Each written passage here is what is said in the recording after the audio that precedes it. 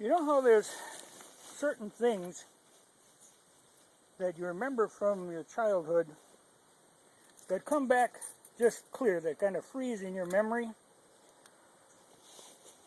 Well, I was in like first or second grade, and we used to get this paper in school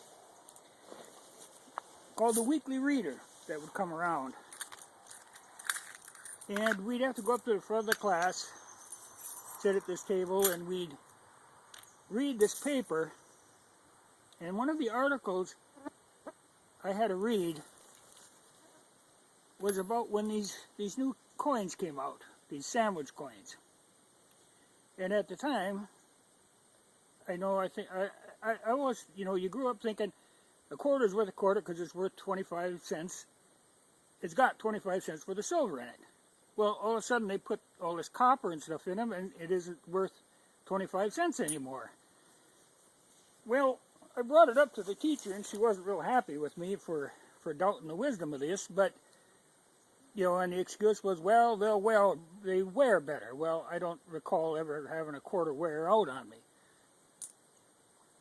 But it was the first time that I started having doubts about the federal government, though I think Eisenhower was president at the time, and everybody seemed to like him.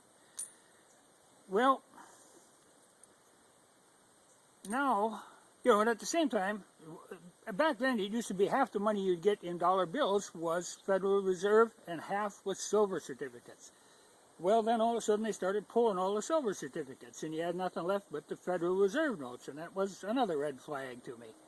Well, now they've come down to these dollar coins, which I do like. I mean, they're handy, but when you get them, they look like they're made of gold. They ain't made of gold. They ain't made of brass. So you can look at them and you can see there's nothing but copper in them.